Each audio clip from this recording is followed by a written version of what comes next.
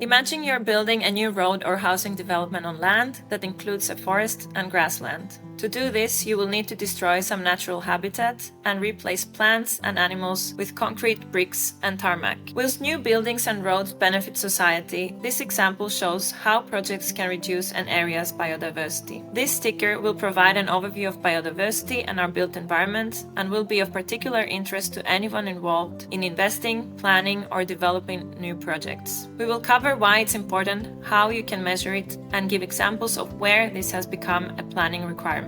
As we mentioned earlier, building new infrastructure, whether it's a house or a road, impacts and alters biodiversity, such as destroying trees and plants or displacing the animals that live there. Moreover, materials used in construction are mined or extracted from the earth and transported to the site. This means any project can impact and reduce biodiversity in many locations. Simply put, it can make our planet less livable. Now imagine what happens when you scale a project like this up to a massive size. The built environment is now the world's largest consumer of raw materials and responsible for nearly 30% of global biodiversity loss. This might be difficult to visualize, but the sector now impacts almost a third of our planet's threatened and near-threatened species. So, what can we do about this? It starts with planning and understanding the impact our project will have on the biodiversity of our site.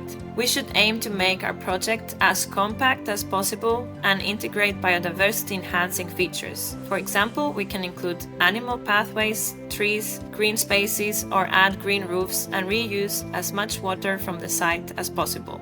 The next step is to consider the materials we plan to use, ensure they are high quality and durable, and that we have taken steps to reduce construction waste. Wherever possible, we should use sustainable materials like sustainable sourced timber and reused or recycled materials from other projects. These can be used within the construction itself and in features like furniture or signage. What's particularly important to remember is that maintaining biodiversity isn't just a nice thing to do. In a growing number of cases, it can be a legal requirement. For example, England has introduced a rule for new projects to prove biodiversity net gain.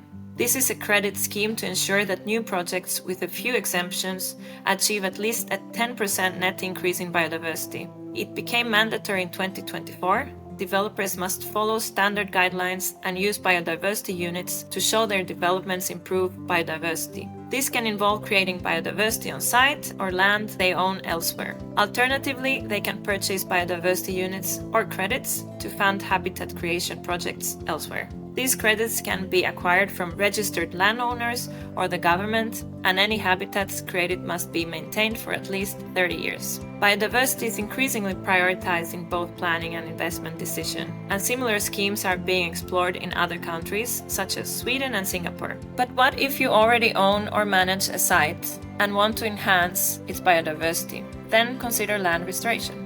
This involves restoring a site to a natural landscape that is safe for humans, wildlife, and plants. It can include converting unused or previously developed land into diverse habitats, which may involve tree planting, building natural drainage systems, and creating habitats for local wildlife like bees. Sometimes it can even mean reforming the site for agricultural use, as seen with restored mines in Scotland. Land restoration not only boosts biodiversity, but also improves soil fertility, helps combat desertification, sequesters carbon, and makes sites more resilient to floods. Additionally, it can reduce costs. For instance, in the UK, there are tax relief schemes for companies and landlords that restore contaminated land. As individuals, there are small changes we can make to enhance the biodiversity of a site, whether it's our home or workplace. These can include adding bird feeders, allowing an area of land to grow wild, building a bug hotel or log pile, creating a small water hole or ditch, using only organic fertilizers and pesticides.